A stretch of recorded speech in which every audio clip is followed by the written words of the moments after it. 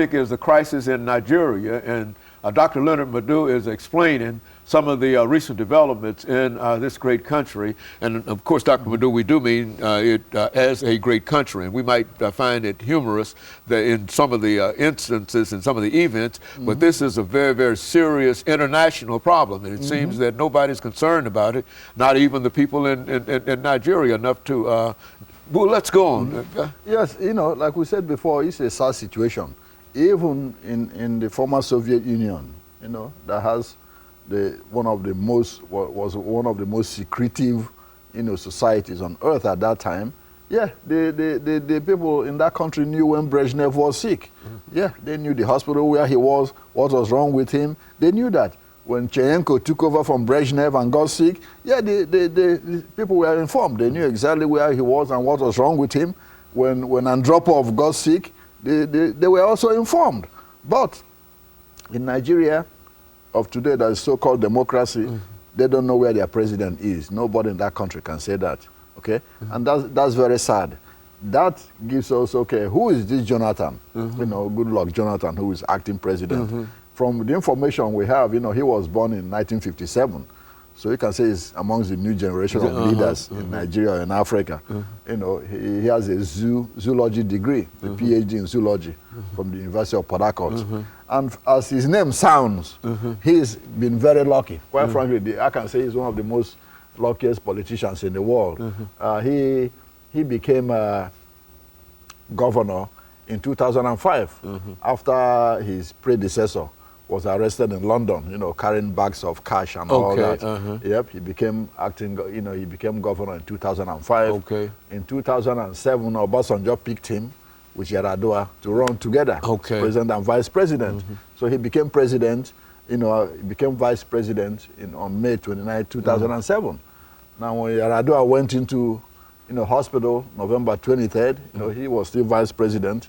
But then February 9th, you know, the legislature empowered him, you know, to start acting as president. So he's been very lucky. It's been a meteoric rise. Just right in the right places at the right time. At the right time, exactly. You know, and according to his assets, you know, which he filed in 2007 before he became vice president, he is worth between $3 million to $8 million.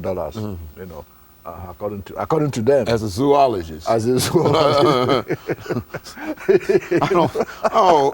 But yeah, Lord, you know, I apologize, you know, but it seems that, you know, I mean, he has amassed this huge fortune, and now he's the president. He's one of the presidents of Nigeria. That's correct. Most of them always have, like you put this, you know, very, very well. Yep, amass, you know, he has amassed that fortune as a zoologist, that's correct. So that's whom he is.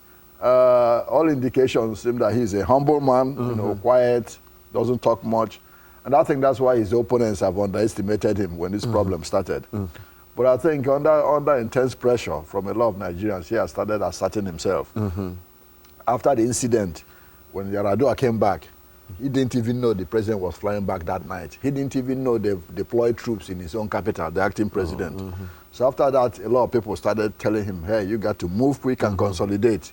So he fired a national security advisor called General Mokhtar, and appointed a man called General Aliyu Mohammed Guzo. He's Nigeria's chief spy master, and tried to end the slaughter in Jos, Nigeria, where Muslims and Christians are still slaughtering each other. Exactly. And Jonathan saw that as a security lapse and the deployment of troops. That's why he brought in Guzo, because Guzo is a, you know, trusted and competent hand in intelligence services to keep my eye on national security.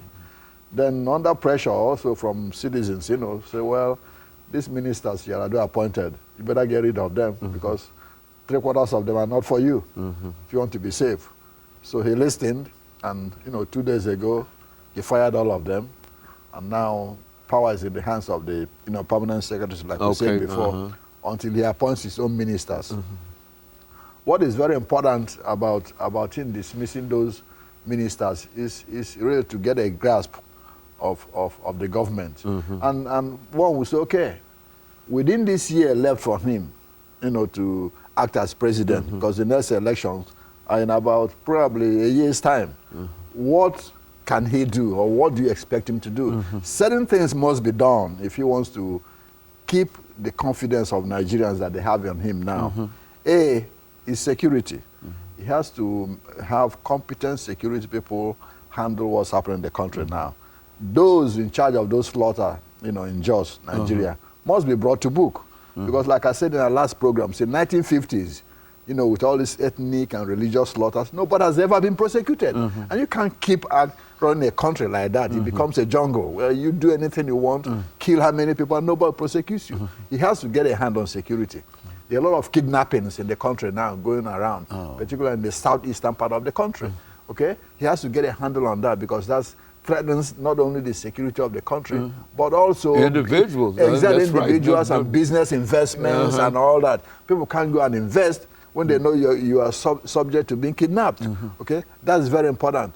We had what happened in December, Motalab, the attempted airline this thing. He has to get a handle on who is who and who is doing what.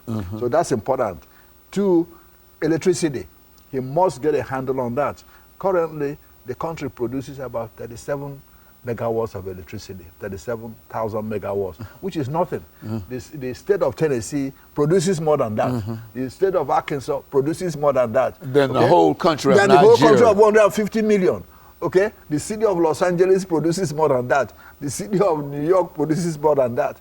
The city of Detroit produces more than that. The city of Chicago produces more than that. Okay? So that must be dealt with. There's no way the country can move forward or industrialize without adequate and constant electric power supply. These things were there before. Even when the colonial masters left, they had a nice electric grid. And that must be done. Otherwise, people will feel that he's a failure. Okay, at least he must set the mechanism to make sure that that is enforced. Healthcare, that must be dealt with. There's no reason why a president of a powerful, rich country like this, of 150 million, should be disgracing everybody every time by running outside the country for medical care, when the country has the financial resources and the human resources to take care of that. There's no need at all for the governors to be running around everywhere like grasshoppers, going to clinics whenever they're sick, and they have the resources to do that. That must be tackled. And not only that, the question of electoral reform. Okay, himself has said it.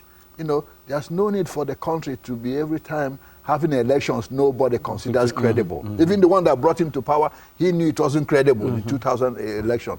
And so the first thing he has to do is, approve some electoral reforms that have already been submitted to him. Number one, something like having independent candidates. Right now, they don't have it doesn't allow for independent candidates. They have to have that so that the political parties don't, grab all the political power for themselves. People have to choose if they want an independent or not. But to begin with, he must get rid of the current chairman of the Electoral Commission. In fact, the United States had asked for that through Johnny Carson, who is the Assistant Secretary of State for African Affairs, who has called for him to remove the current chairman of the Electoral Commission, Mr. Maurice Iwu.